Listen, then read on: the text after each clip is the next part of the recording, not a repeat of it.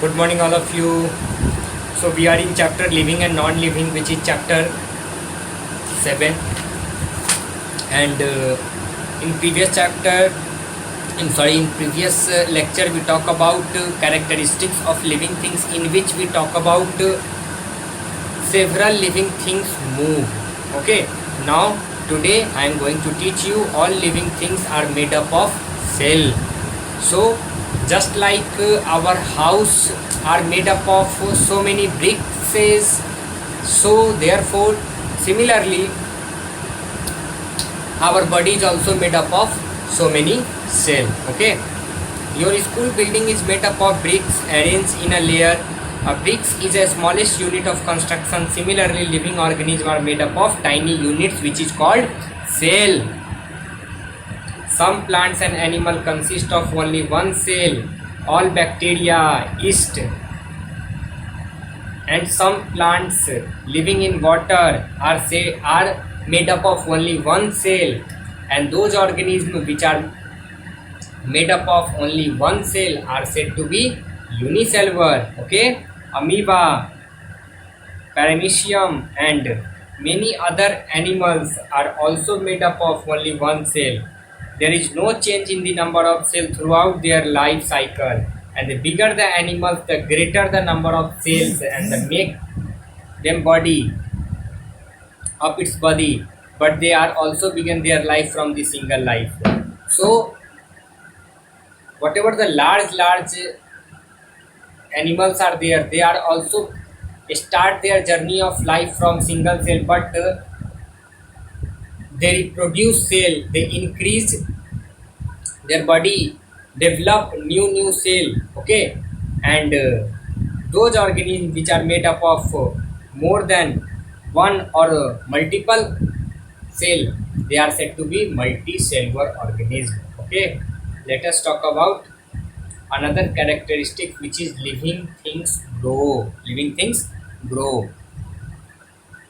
Living things usually do not remain the same size. But if you see, this book remains at same size throughout the year, throughout their whole life, because this is non-living thing. But living things usually do not remain the same size. They have increased the size of your have grown older. A small puppy grow into a dog. A small seedling grow into a plant. Okay, many of them grow and become tall. Okay, trees. So see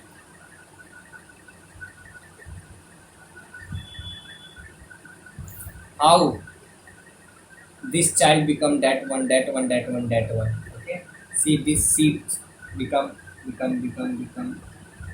So this figure represent how living things grow. The growth of living things is different from the growth of non-living things such as crystals or a heap of sand.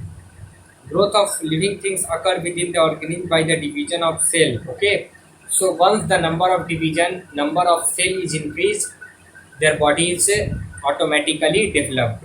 A single cell organism grow occur only in a size of the cell, but it cannot divide. Okay, but in non-living things, growth occur due to the addition of material from the outside.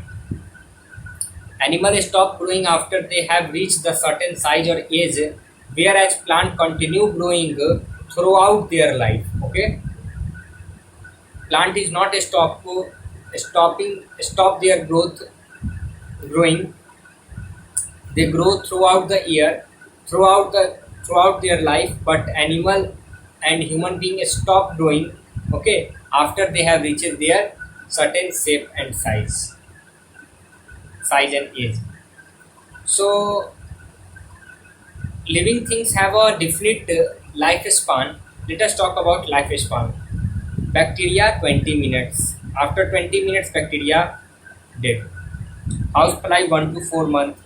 Mouse 2 to 3 years. Squirrel 8 to 9 years. Dog 12 to 14 years. Lobster 20 years. Lion 20 to 25 years. Horse 25 to 30. Ostrich 45 to 50. Human being 60 to 80. Elephant 70 to 90. tortoise 120 to 150. So this is the average lifespan of these living organisms. Okay. Now let us talk about living things reproduce. All living organisms reproduce their young, their own kind.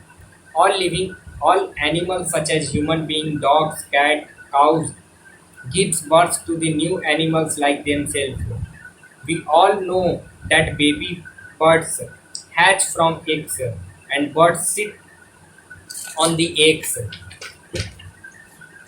and to keep warm, and baby bird come out from the egg after few days. Okay, you can see figure 7.4, hatching of egg.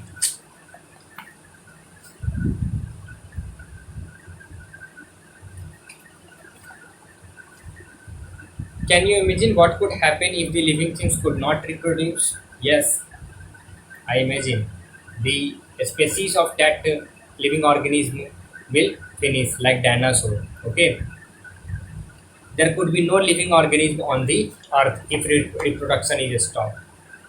Living things respond to stimulus. Let us see what is this. This is new term for you. Let us talk about it.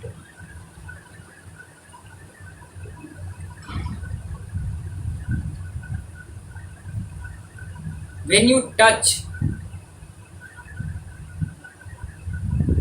me not mimosa plant. So let us see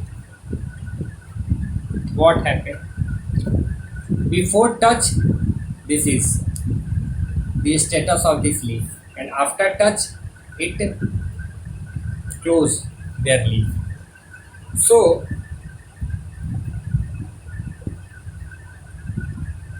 the cause of this response is known as stimulus. The cause of response is called stimulus, which in this case is hot utensil. So right now, if I am going to talk about when you touch hot utensil, you just touch it back to your hand. So because you feel hotness. Okay. So right now stimulus is hot utensil by which you respond, you cause your response. Why do you leave the why do you why do the leaves of the mimosa plant, touch me not plant commonly called, drop if something touch it? Touch is the stimulus in which the sensitive plant respond by folding the leaves. Okay.